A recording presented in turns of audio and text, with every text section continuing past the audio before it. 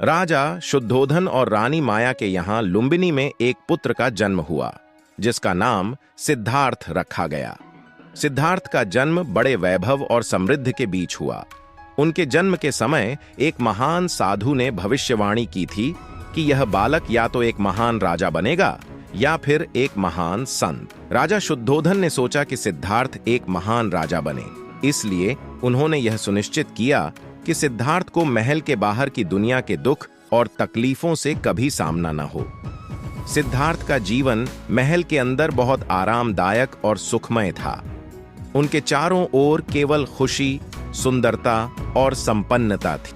जब सिद्धार्थ बड़े हुए तो एक दिन उन्होंने महल से बाहर निकलने का निर्णय लिया।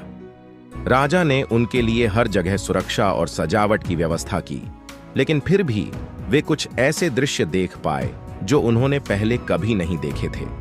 उन्होंने एक वृद्ध व्यक्ति, एक बीमार व्यक्ति, एक मृतक और एक साधु को देखा। इन दृश्यों ने सिद्धार्थ को गहराई से सोचने पर मजबूर कर दिया। इन चार दृश्यों ने सिद्धार्थ के मन में जीवन और मृत्यु के गहरे सवाल उत्पन्न किए। उन्होंने सोचा, क्या जीवन का यही सच है? क्या सबको वृद्धावस्था, बीमारी और मृत्यु का सामना करना पड़ता है?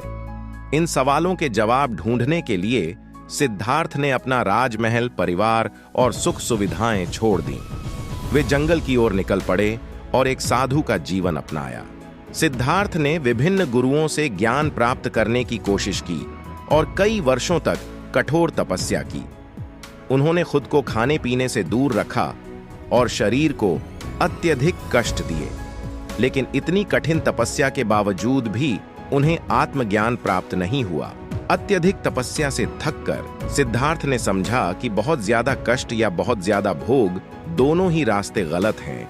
उन्होंने यह महसूस किया कि जीवन में संतुलन ही सबसे महत्वपूर्ण है। उन्होंने मध्यम मार्ग की खोज की, जहां न तो अत्यधिक कष्ट हो और न ही अत्यधिक भोग। सिद्धार्थ बोधि वृक्ष के नीचे बैठे और ध्यान में लीन हो गए। उन्होंने प्रतिज्ञा की कि वे तब तक नहीं उठेंगे जब तक उन्हें सच्चा ज्ञान प्राप्त नहीं हो जाता। उन्होंने लगातार कई दिनों तक ध्यान किया और अंततः उन्हें ज्ञान की प्राप्ति हुई। अब वे गौतम बुद्ध बन चुके थे, अर्थात जागृत व्यक्ति। ज्ञान प्राप्त करने के बाद बुद्ध ने यह समझा कि जीवन में दुख है और दुख का कारण हमारी इच्छाएं हैं। इच्छाओं को समाप्त करके हम दुख से मुक्त हो सकते हैं। इसके लिए उन्होंने 4 आर्य सत्य और अष्टांगिक मार्ग का उपदेश दिया। बुद्ध ने 8 मार्गों की शिक्षा दी, जिन्हें अष्टांगिक मार्ग कहा जाता है। ये मार्ग हैं सही दृष्टि, सही संकल्प, सही वाणी, सही कर्म, सही आजीविका, सही प्रयास, सही स्मृति और सही समाधि। इन मार्गों का पालन करके कोई भी व्यक्ति मोक्ष प्राप्त कर सकता है।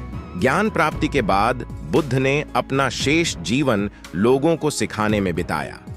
उन्होंने पूरे भारत में घूम घूम कर लोगों को अहिंसा, करुणा और प्रेम का संदेश दिया। वे अपने शिष्यों के साथ गांव-गांव जाते और लोगों को दुखों से मुक्ति का मार्ग दिखाते।